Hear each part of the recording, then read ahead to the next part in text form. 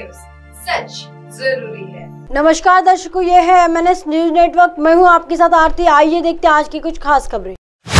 कितने लोग मरे और वहाँ क्या? शाह के दौरे को लेकर ममता दीदी ने पूछे सवाल। मणिपुर में 3 मई से भड़की जातीय हिंसा अभी जारी है।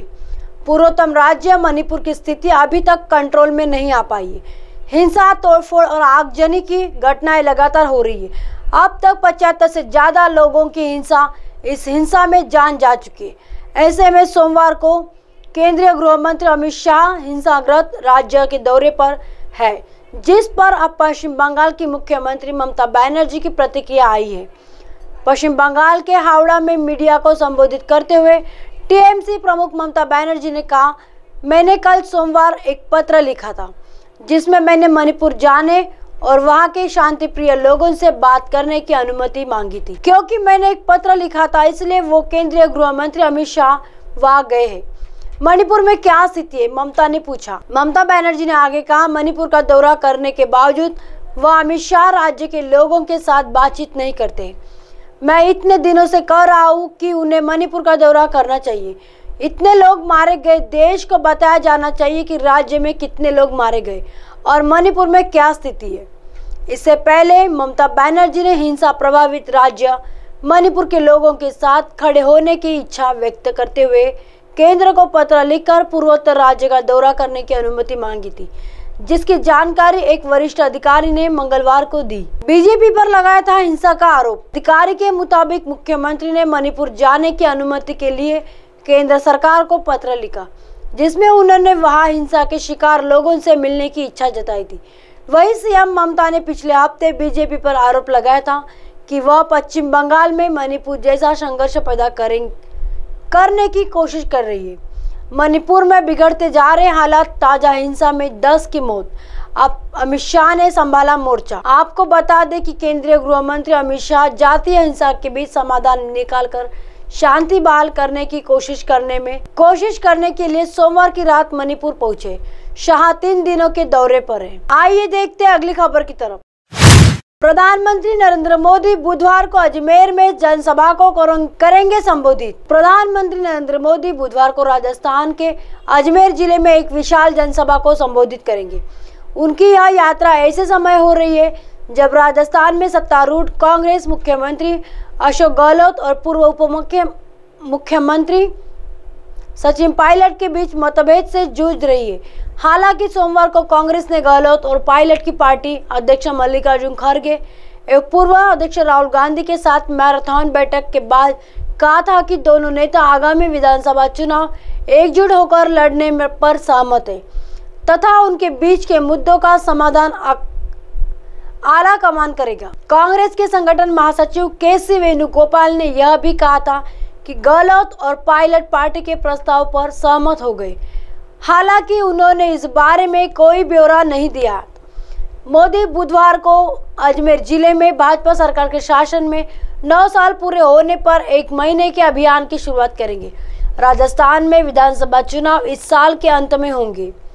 मोदी बुधवार को किशनगढ़ हवाई अड्डे पहुंचेंगे। वहां से वह हेलीकॉप्टर से तीर्थ नगरी पुष्कर जाएंगे। सूत्रों के अनुसार प्रधानमंत्री ब्रह्मा मंदिर में पूजा अर्चना करेंगे और पुष्कर के घाट पर जाएंगे। पुष्कर से वह हेलीकॉप्टर से जयपुर रोड स्थित कायड विश्राम स्थली जाएंगे, जहां वह अभियान की शुरुआत करेंगे और रैली को संबोधित करेंगे। प्रधानमंत्री की सभा के दौरान केंद्रीय मंत्री अर्जुन राम मेघवाल, कैलाश चौधरी, पार्टी के प्रदेश नेता, सांसद, विधायक एवं अन्य पार्टी नेता एवं कार्यकर्ता मौजूद रहेंगे। अजमेर उत्तर से भाजपा विधायक वासुदेव देवनानी ने कहा कि प्रधानमंत्री के दौरे को लेकर पूरी तैयारी कर ली गई है।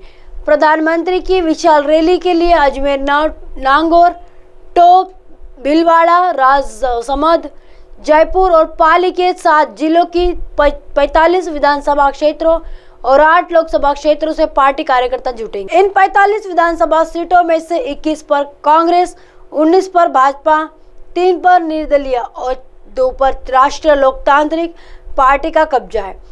प्रधानमंत्री की अजमेर यात्रा इस महीने की शुरुआत में उनके राजसमंद और सिरोही दौरे के तुरंत बाद ही। आइए देखते हैं अगली खबर की तरफ। केंद्रीय मंत्री के कार्यक्रम में बाबा साहेब की फोटो का अपमान। कांग्रेस ने बनाया मुद्दा तो मेघवाल ने कही ये बात। केंद्रीय कानून मंत्री बनने के बाद सांसद अर्जुन राम मेघवाल मंगलवार को पहली बार बीकानेर पहुंचे। मेघवाल के स्वागत कार्यक्रम के दौरान हुई एक चूक को लेकर अब कांग्रेस, भाजपा और मंत्री मेघवाल पर निशाना साध रहे। मंत्री मेघवाल ने दी सफाई। बीकानेर केंद्रीय कानून मंत्री बनने के बाद अर्जुन राम मेघवाल मंगलवार को पहली बार बीकानेर पहुंचे। श्री डूंगरगढ़ के मंत्री मेघवाल के स्वागत कार्यक्रम में दौरान संविधान निर्माता बाबा साहेब की तस्वीर भाजपा कार्यकर्ताओं के पैरों में नजर आई। घटना का वीडियो सोशल मीडिया पर वायरल हो रहा है। इसके बाद से ही कांग्रेस नेता भाजपा को घेरने में लगे हुए। संविधान निर्माता के अपमान का आरोप। कांग्रेस के नेता विमल भाटी ने आरोप लगाया कि श्री डूंगरगढ़ में स्वागत सभा के दौरान वह मौजूद भाजपा कार्यकर्ताओं के पैरों में संविधान निर्माता बाबा साहेब की फोटो पड़ी है और किसी ने भी इस और ध्यान नहीं दिया।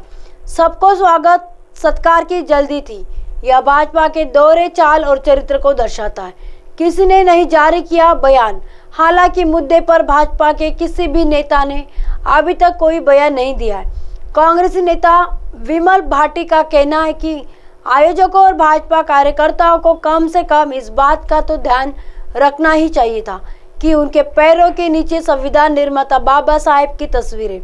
उन्होंने आरोप लगाया कि भाजपा केवल बाबा साहेब के नाम पर वोटों की राजनीति कर रही है, लेकिन सही मायने में उनको सम्मान देना भाजपाइयों को याद ही नहीं आता। मेघवाल ने दी सफाई। मंत्री अर्जुन राम मेघवाल ने इस मामले में कहा कि शायद आयोजकों की कोई गलती रह गई होगी, वरना ऐसी हरकत कोई नहीं कर सकता।